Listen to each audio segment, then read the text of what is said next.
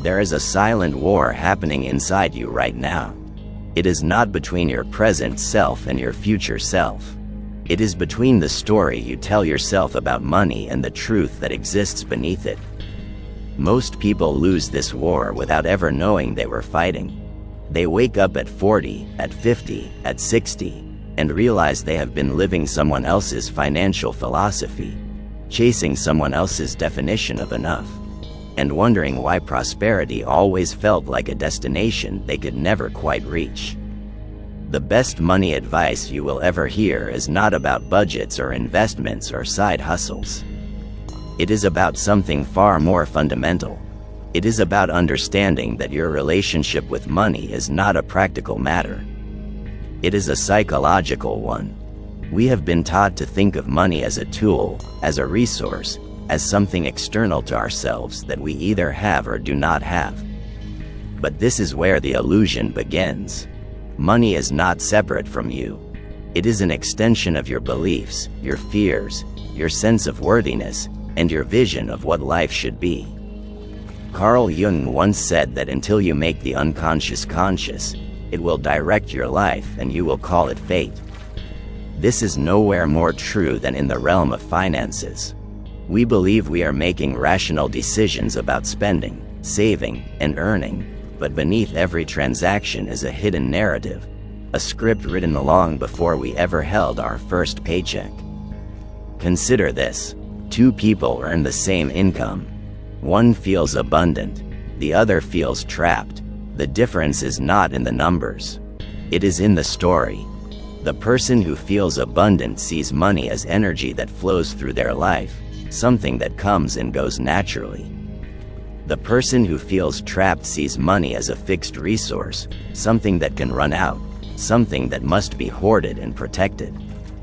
Both beliefs create a self-fulfilling reality. The person who sees flow attracts opportunities because they are open to them. The person who sees scarcity repels opportunities because they operate from fear.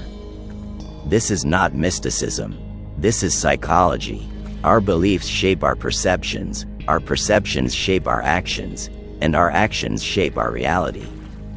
The first piece of advice that no one tells you is this. Stop trying to fix your money problems with more money. We think that if we just earned a little more, everything would fall into place. But study after study shows that people who experience sudden windfalls, lottery winners, inheritance recipients, often end up back where they started within a few years. Why? Because the external change did not address the internal pattern.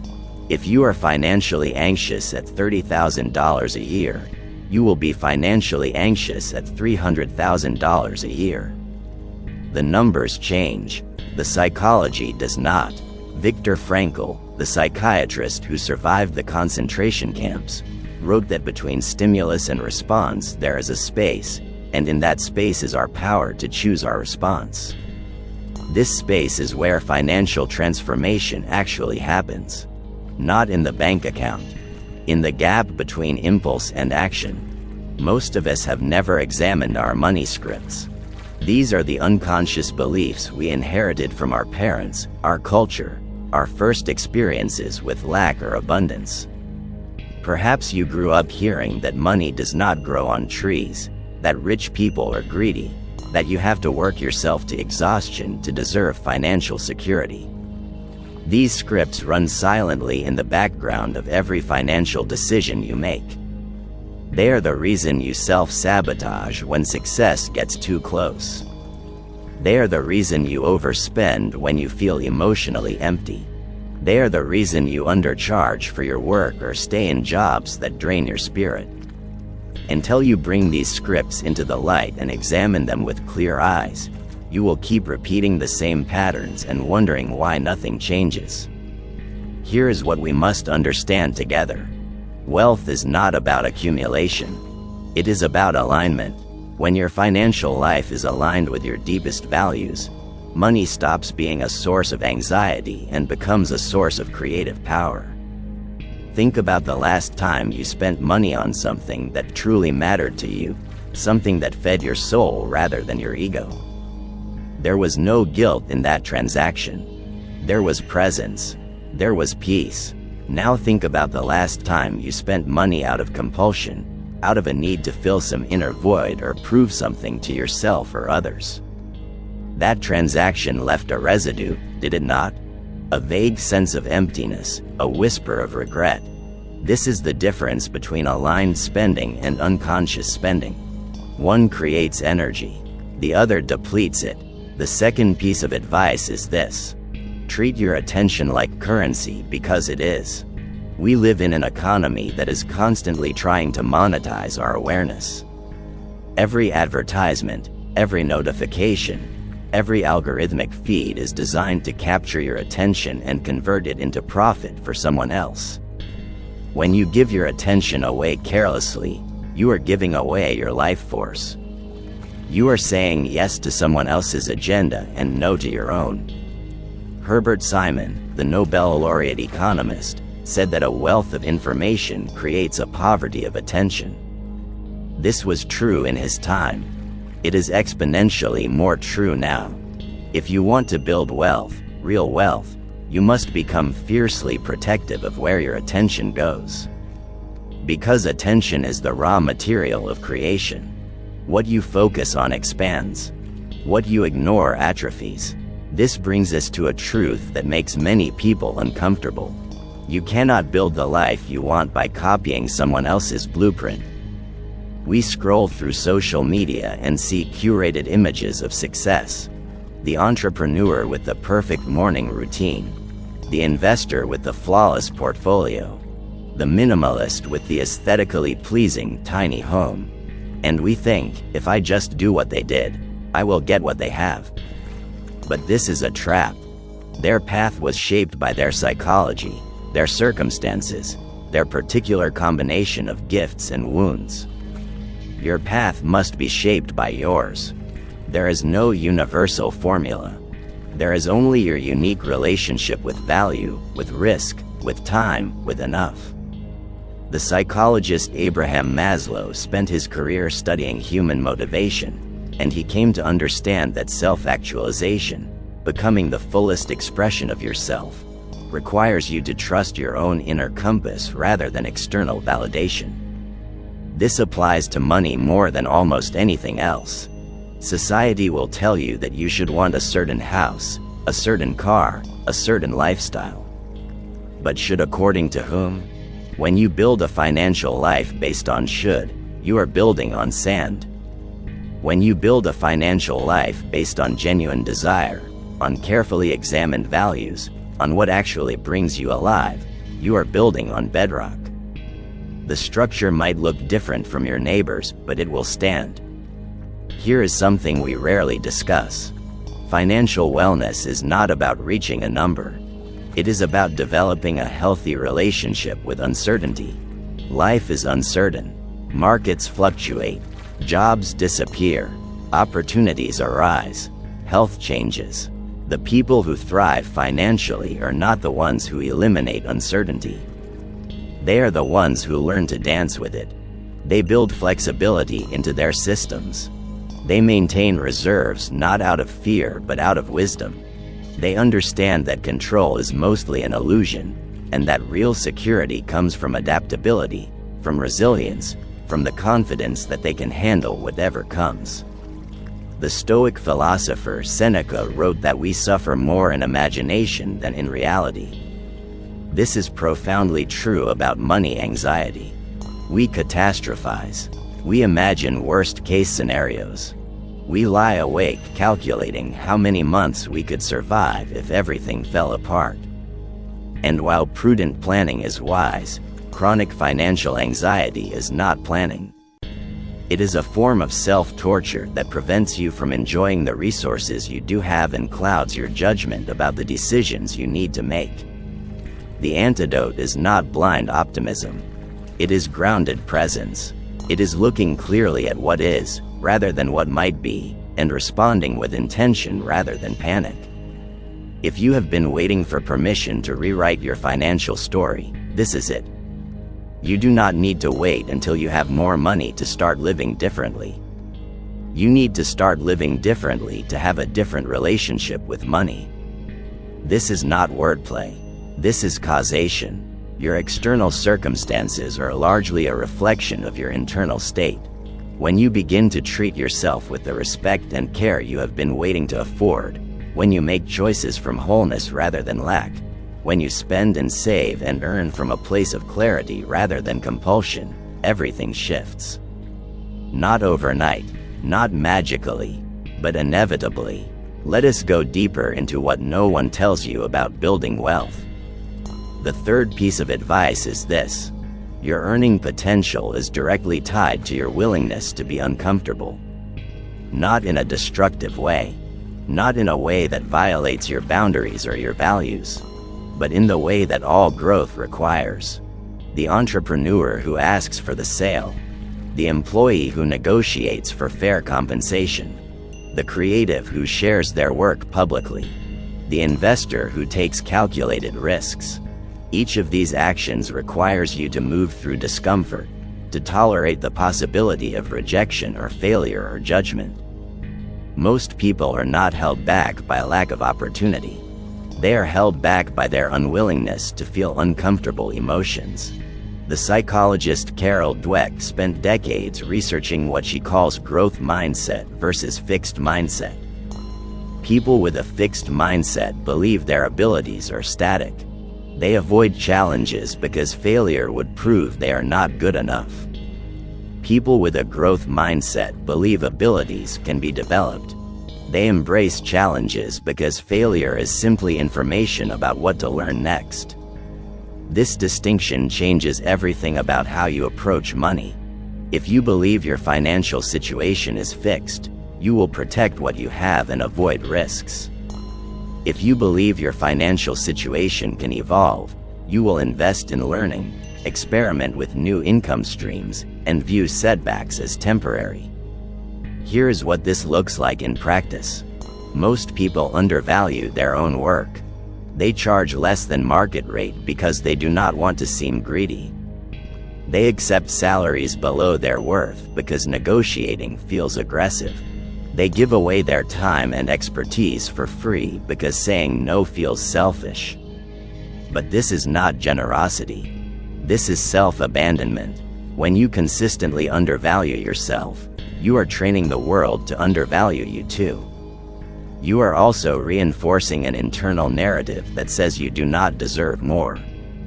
Real generosity comes from overflow, not depletion. You cannot pour from an empty cup, and you cannot build wealth while chronically undercharging for the value you provide. The fourth piece of advice is about time, and it might be the most important one. Compound interest is not just a financial principle. It is a life principle. Small, consistent actions, repeated over time, create exponential results.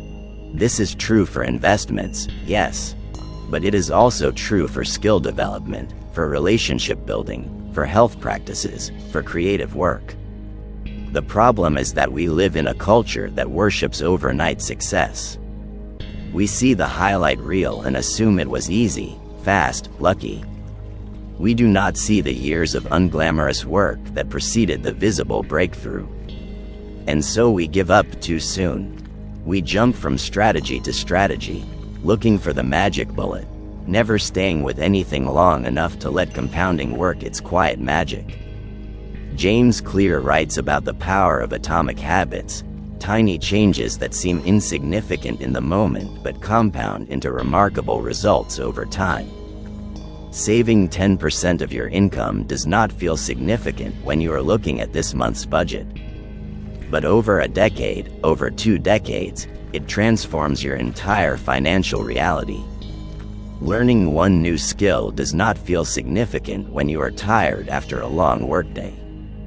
But over a year, over 5 years, it opens doors you did not know existed. The key is to shift your focus from dramatic gestures to sustainable systems. What can you do consistently, not perfectly? What rhythm can you maintain even on hard days? This is where transformation lives. Not in heroic effort, but in reliable repetition. Consider the relationship between patience and wealth. Our culture has trained us to want everything now. Instant gratification is not just a preference. It is an addiction. We order food and it arrives in minutes. We want information and we search for it instantly. We feel bored and we scroll to be entertained immediately. This constant stimulation has eroded our capacity to delay gratification, which is one of the most reliable predictors of financial success. The famous marshmallow experiment showed that children who could wait for a second marshmallow went on to have better life outcomes across almost every measure. Why? Because the ability to delay gratification is the ability to prioritize long-term well-being over short-term impulse. If you want to build wealth, you must rebuild your capacity for patience. You must learn to sit with the discomfort of wanting something and not having it yet. You must practice saying no to the good so you can say yes to the great. This does not mean living in constant deprivation. It means being intentional about your choices. It means asking, will this purchase bring lasting value or temporary pleasure? Will this decision move me toward my goals or away from them? Will I be glad I made this choice 6 months from now? These questions create space between impulse and action. They give your wiser self a chance to participate in the decision. The fifth piece of advice is about the invisible tax we all pay. It is called lifestyle inflation, and it destroys wealth faster than almost anything else. Here is how it works. You get a raise. You feel a brief moment of relief. Then, almost unconsciously, your spending rises to meet your new income. You upgrade your apartment. You buy nicer clothes. You eat out more often. Within months, you are living paycheck to paycheck again, just at a higher income level. The problem is not the upgrades themselves. The problem is that you are on a treadmill, constantly needing more money to maintain a lifestyle that brings diminishing returns on happiness. Research in positive psychology consistently shows that once basic needs are met, additional income has a surprisingly small impact on happiness. The difference in life satisfaction between someone making $50,000 and someone making $500,000 is much smaller than you would expect. Why? Because we adapt. The new car loses its thrill. The bigger house feels normal. The expensive vacation becomes a memory. This is called hedonic adaptation, and it is one of the cruelest tricks our psychology plays on us. We think more will finally make us happy, but the goalpost keeps moving. The only way off the treadmill is to consciously choose not to inflate your lifestyle in proportion to your income. Keep your fixed expenses low. Live below your means, not at them. Create a gap between earning and spending, and use that gap to build real security and real freedom. Let me be clear about what this is not. This is not a call to deprive yourself or live in poverty consciousness. This is a call to be intentional, to spend lavishly on what truly matters to you and ruthlessly cut what does not. To understand that every dollar you spend is a vote for the life you are creating. If you spend unconsciously, you are voting for someone else's idea of the good life. If you spend consciously, you are voting for your own. This requires self-knowledge. It requires you to get quiet enough to hear what you actually want beneath the noise of what you have been told to want. The sixth piece of advice is about mistakes. You are going to make them. You will spend money on things that do not bring value. You will miss opportunities. You will trust the wrong advice. You will let fear keep you small or enthusiasm make you reckless. This is not a failure. This is tuition. Every mistake contains a lesson, but only if you are willing to extract it. Most people make a financial mistake and then spend years beating themselves up about it, which prevents them from learning from it. The shame becomes a wall that blocks insight. What if instead, you treated mistakes as data? What did this teach me about my blind spots? What pattern am I repeating? What do I need to do differently going forward? The psychologist Martin Seligman researches optimism and resilience, and he has found that how we explain our setbacks determines whether we give up or persist. People who explain setbacks as permanent, pervasive, and personal, meaning it is always going to be this way, it affects everything, and it is all my fault, those people get stuck.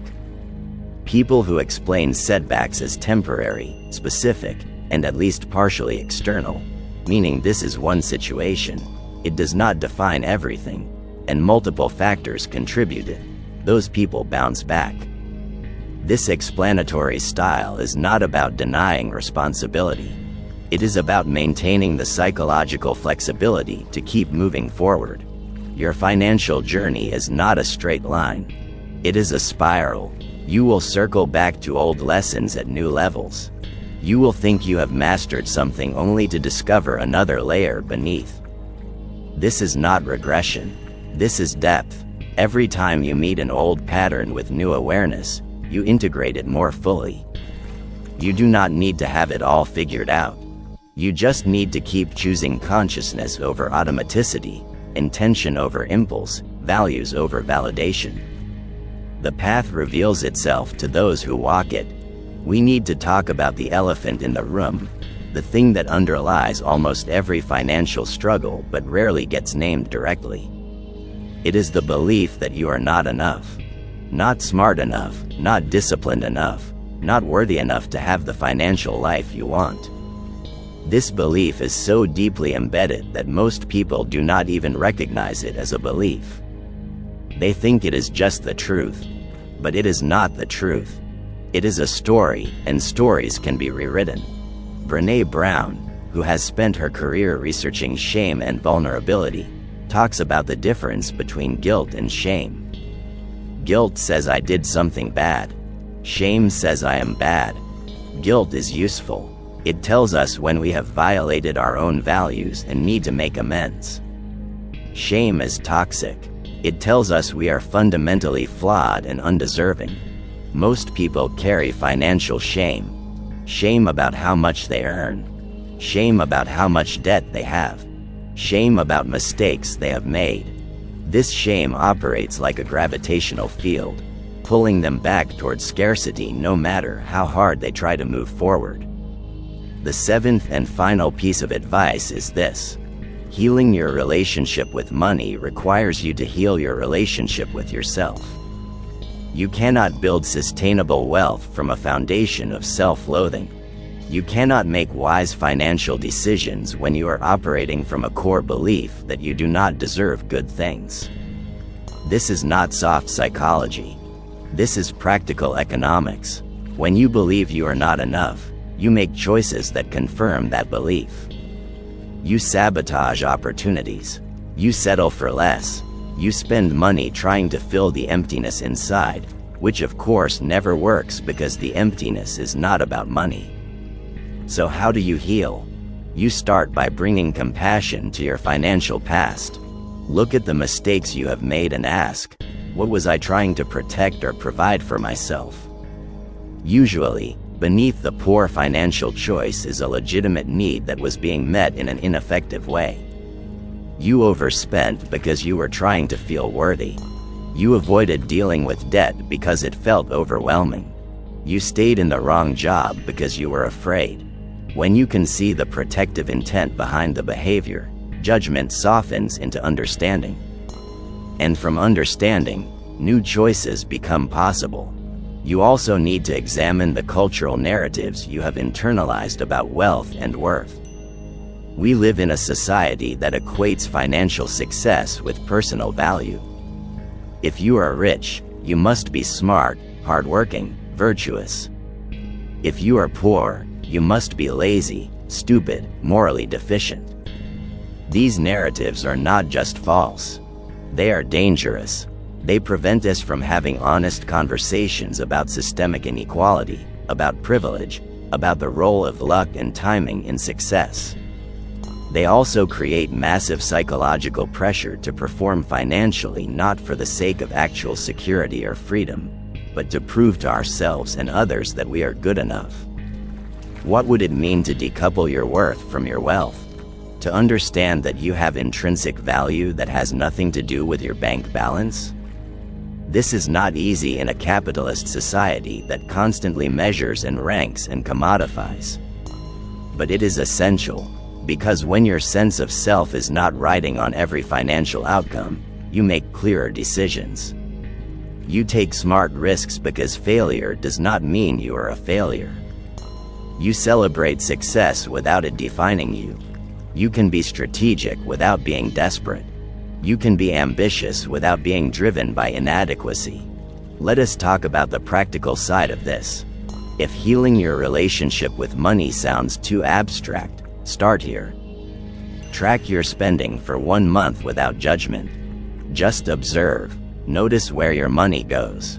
Notice how you feel before, during, and after different purchases. Notice the difference between needs and wants, between aligned spending and compulsive spending. This simple practice builds awareness, and awareness is always the first step toward change. You cannot change what you cannot see.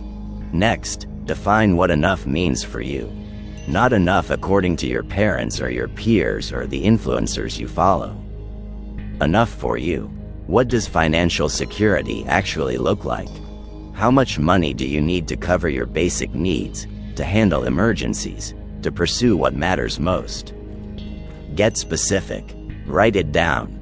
Because without a clear definition of enough, you will chase more forever. The goalpost will keep moving. You will sacrifice the present for a future that never quite arrives. But when you know what enough is, you can work toward it with purpose. And when you reach it, you can actually enjoy it rather than immediately resetting the target. This brings us to the concept of wealth as freedom rather than status. Status wealth is about what you can show. The car, the house, the vacation photos. It is about external validation, about proving you made it. Status wealth is exhausting because it requires constant maintenance and constant comparison. There is always someone with more, someone doing better, someone whose life looks more impressive. Freedom wealth is different. It is about what you can choose. The ability to say no to work that drains you. The option to take time off for health or family. The capacity to be generous without resentment. The security to take creative risks. Freedom wealth is internal. It changes how you move through the world. Here is a question worth sitting with. What would you do with your time if money were not a constraint? Not in a fantasy way, but in a real way. What would you create? Who would you help? How would you spend your days? Your answer reveals your values. It shows you what actually matters to you beneath the noise. And here is the paradox. When you start orienting your financial decisions around these values, even before you have complete financial freedom, you begin to experience more freedom. Because you are not waiting for some future moment to start living in alignment. You are choosing alignment now, with the resources you have now. The investor Warren Buffett talks about the importance of staying within your circle of competence. Do not invest in things you do not understand. Do not pretend to have expertise you lack. Know what you know and know what you do not know. This principle extends beyond investing to all of life. There is tremendous freedom in saying I do not know. There is power in being a learner rather than having to be an expert. When you can admit what you do not understand, you can ask better questions. You can seek wise counsel. You can avoid costly mistakes born from ego or false confidence. Let us address something uncomfortable. Some of you are not ready to hear this advice. Not because you are not smart enough or capable enough, but because you are still too attached to your suffering. There is a strange comfort in financial struggle. It gives you something to blame for why your life is not what you want it to be. It protects you from having to take full responsibility. It keeps you small and therefore safe. If you never really try, you never really fail. If you stay broke, you never have to deal with the complicated feelings that come with having resources. You never have to face the fear of visibility or the responsibility of stewardship or the guilt of having more than others. This is not judgment. This is recognition. We all have parts of ourselves that resist change because change is uncertain and uncomfortable. But at some point, you have to decide. Do you want to be right about your limitations, or do you want to be free? Do you want to keep telling the story of why you cannot, or do you want to discover what becomes possible when you try? The choice is always yours. No one can make it for you. But the moment you choose growth over comfort, everything starts to shift. Not all at once, but inevitably. Think about the people you admire who have built lives of purpose and prosperity. Not just financial prosperity, but true richness of experience. What do they have that you do not? Usually, it is not more talent or more luck. It is more courage. The courage to be seen. The courage to risk failure. The courage to trust themselves even when the path is unclear. Courage is not the absence of fear. It is action in the presence of fear. It is deciding that your vision for your life is more important than your comfort, more important than what people think, more important than the familiar suffering you have been carrying. As we come toward the end of this exploration, I want to leave you with something practical. A framework you can return to whenever you feel lost or overwhelmed in your financial journey. It is built on 3 pillars: awareness, intention, and action. These 3 elements, practiced consistently, will transform your relationship with money more than any specific strategy or tactic. Awareness means you pay attention. You notice your patterns. You observe your emotional reactions to money conversations. You track where your money actually goes versus where you think it goes. You identify the triggers that lead to impulsive spending or fearful hoarding. You recognize the voices in your head that are not yours, the internalized criticism from parents or society or past failures. Awareness is not about judgment. It is about honest seeing. You cannot change what you refuse to see clearly. Intention means you choose on purpose. Before you spend, you pause and ask, does this align with my values? Before you say yes to a new commitment, you consider what you are saying no to by default. Before you chase a bigger paycheck, you question what you will have to sacrifice to get it. Intention is the bridge between unconscious reaction and conscious creation. It is where your power lives. Most people drift through their financial lives, making decisions by default, following the path of least resistance. Intentional people design their lives. They make trade-offs consciously. They say yes to what matters and no to everything else. Action means you do something. You do not just think about change or wish for change or plan for change. You take one small step. You open the savings account you have been avoiding. You have the uncomfortable conversation about fair compensation. You invest in the course that will build your skills.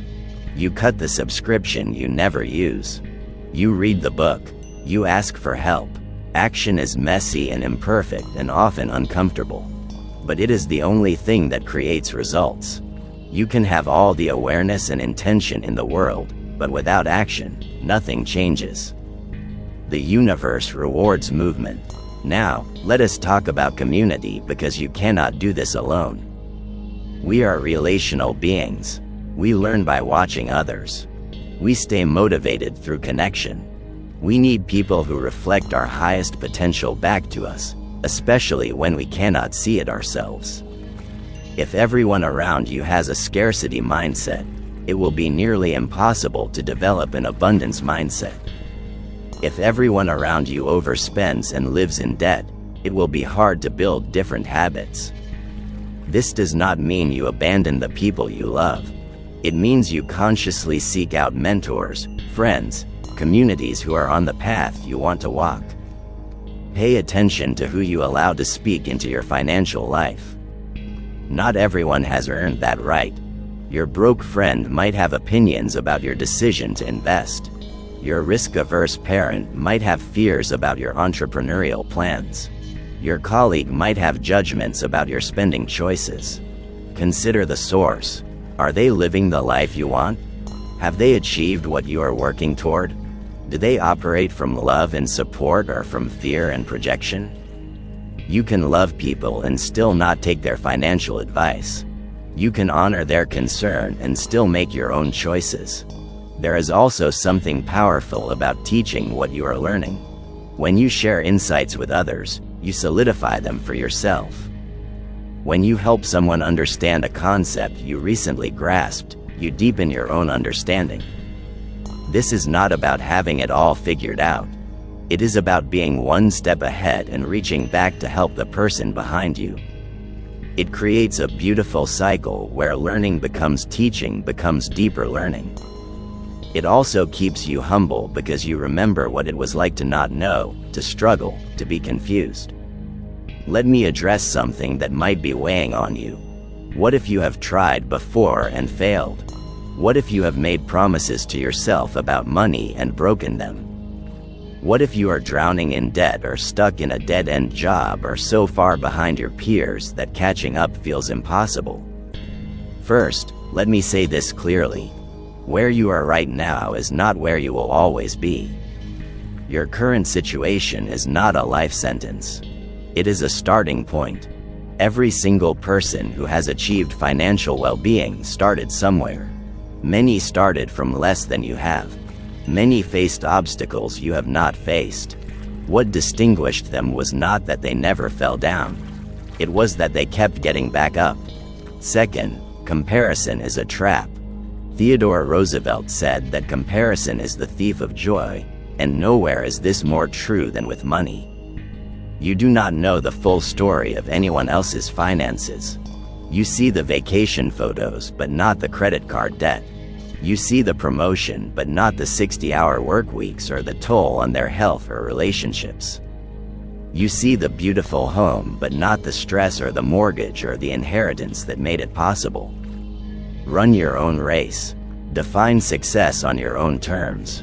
Measure your progress against where you were, not where someone else is. Third, start where you are with what you have.